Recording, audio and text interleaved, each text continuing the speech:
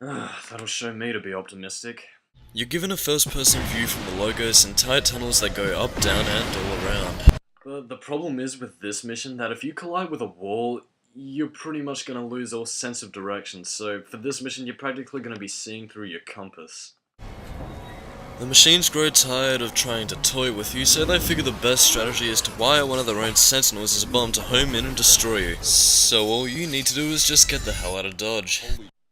Am I the only one rooting for the sentinels right now? After Ghost destroys the bomb, Sparks then triggers the EMP, which renders the sentinels deader than my self-esteem. And what better way to finish off a mediocre game than to have a trailer for an even worse movie? Doesn't that feel worth it? In less than 12 hours, the machines will breach the dock walls. Oh no. Jigs up, here they come. Although I will admit, it is actually a pretty cool trailer. Are we too late? Mr. Anderson, welcome back. We missed you. It ends tonight. Neo.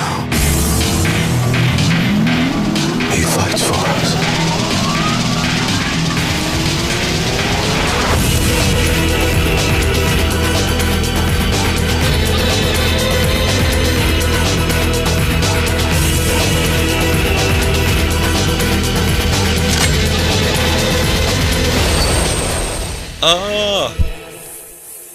Well, it's nice to have something to look forward to.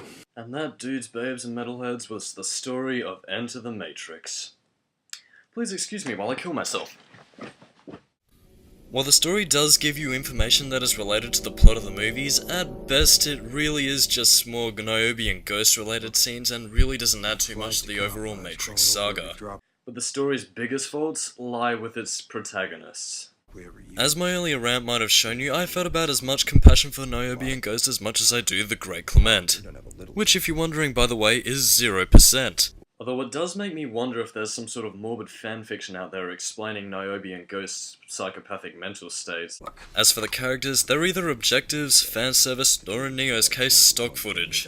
And if you thought the review up to this point was painful to watch, we still need to actually play the damn game. Oh, when? When will it end?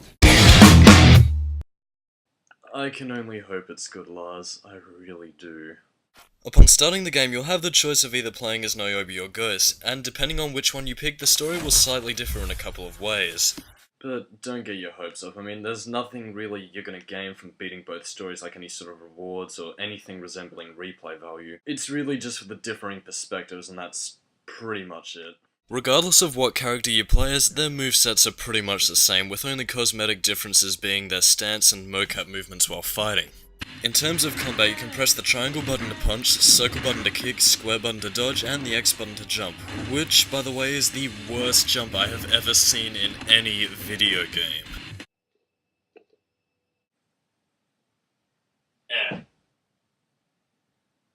That's seriously how the jump is in-game. If you're hoping to see tubular combos by combining punches and kicks, don't bother, because the game just has a basic combat system that uses the same moves over and over again. And even still, the moves are pretty much equate to a mental patient flipping out off their meds.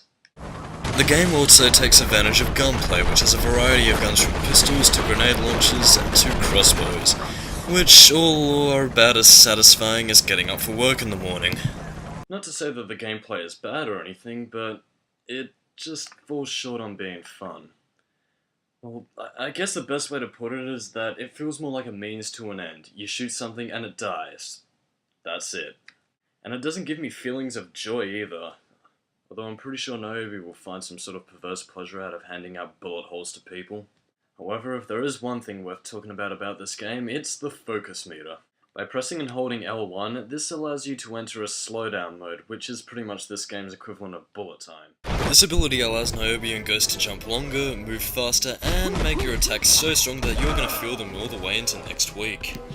Despite lacking a wholesome combat system, the game functions relatively well for an action game, but don't expect any extreme stunts like in the movie. Another concept Enter the Matrix toys with is, of course, driving sections. At certain points in Enter the Matrix, you'll be able to take the wheel of two vehicles, one of which is the Firebird, which I dubbed the Matrix Mobile, and the other being a police car.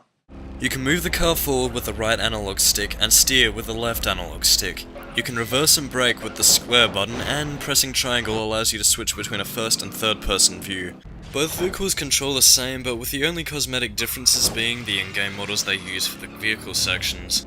While driving, like the gunplay and the combat, it does still fall short on being fun like the other two.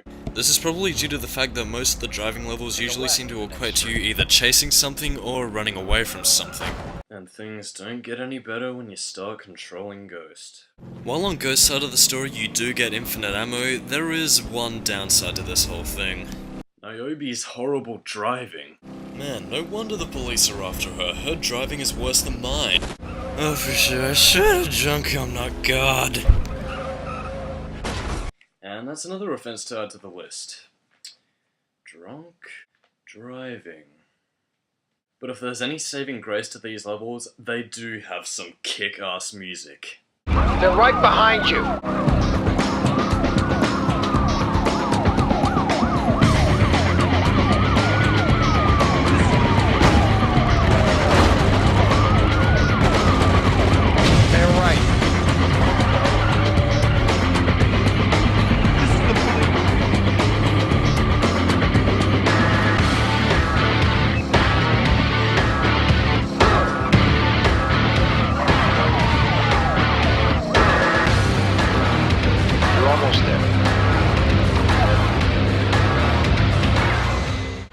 While these levels aren't exactly terrible, first-time players might have a bit of trouble adjusting to the controls and whatnot. The last gameplay style to really take note of is the Logos levels, but I really said all I need to about that during the story analysis. Controls for the Logos are similar to the Matrix mobile, except up in the air. Okay then, well, how would you say it, Lars? Yeah, I thought so. Anyway. Unlike the driving sections, the Logos missions don't give you the option for a third-person view, which is something that the driving missions gave you, but the Logos missions did not for some reason. Even though a third-person camera probably would have sucked here as well, it still would have been nice to have the option. Flying the Logos was definitely not fun in my eyes. If you're gonna tackle this mission, play it with Ghost, as Niobe can fly better than she can drive. And those are the gameplay styles. All in all, they're just average. Not terrible, but there's a lot that really could have been improved if, you know, they had a lot more development time to flesh out the combat, the gunplay, the driving sections, and probably if you just omitted the whole Logos flying section. Well, the last thing to talk about is, of course, the presentation. And what this entails is essentially the graphics, music, sound design, and the little things in video games that you may or may not pick up on while playing them. While the FMV cutscenes look great, let's not kid ourselves here, the in-game graphics have definitely not aged well. Even by PS2 standards, this looks more like something you'd see in a pre-alpha build of a game. Even by 2003 standards, these games' graphics look severely dated. I mean, Silent Hill 3 came out the exact same year, and that game looked fantastic. Honestly, I actually think this game could probably compete with some PS3 games in terms of how good it looks. Shut up. As for the soundtrack, Enter the Matrix borrows a lot of Don Davis' score from the movies, which usually suits the levels they're in. However, there are times when the dramatic score cuts into the levels where they really don't need to be there. Although I'd really just put that down to the sound editing more than it is the score itself. Aside from Don Davis' score, we are treated to some techno and heavy metal tracks from artists like Cell Dweller, Evanescence, and Clawfinger. And despite the game's lackluster gameplay, these songs really do get you in the mood to kick some ass. One more thing that Enter the Matrix has is a hacking mode. In this mode you can view movies, character stats, enter cheat codes, and unlock a multiplayer mode that looks more unfinished than Superman 64. However, this can be fun if you like discovering hidden Easter eggs, and it does lead to a few funny scenarios including sparks. So, you know, at least it's there for a chuckle. And that, dudes, babes, and metalheads, was Enter the Matrix, and great Cliff Burton's Ghost, this review was tough. I mean, it's really difficult to classify this game. I mean, it sure as hell isn't good, but there isn't really much that I'd say it's painfully bad, you know, on the level of Superman 64 or Sonic 06. On the one hand, the game has an average combat system, a lackluster story that only hardcore Matrix fans are gonna get, and characters who are either idiots, psychopaths, or complete douchebags. The only good character to ever come out of this game is, of course, Sparks. On the other hand, you have some great music, rockin' set pieces, and a pretty cool teaser for the Matrix Revolutions. But if I had to rate this game, it gets a D rank. Because in Enter the Matrix, the bad really does outweigh the good in this situation.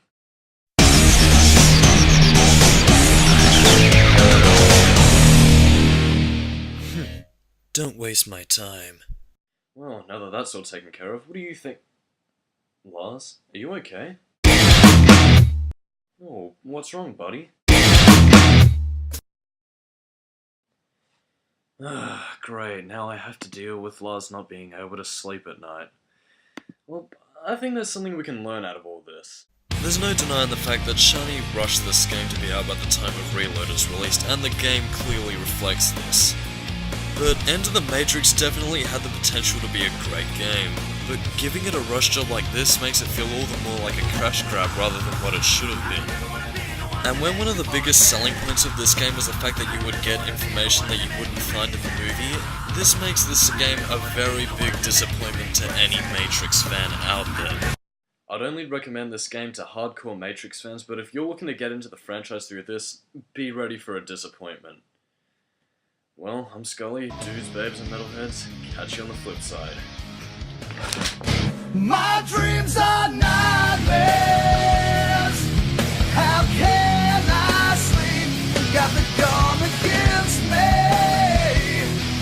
It won't leave me be looking for something that I can't.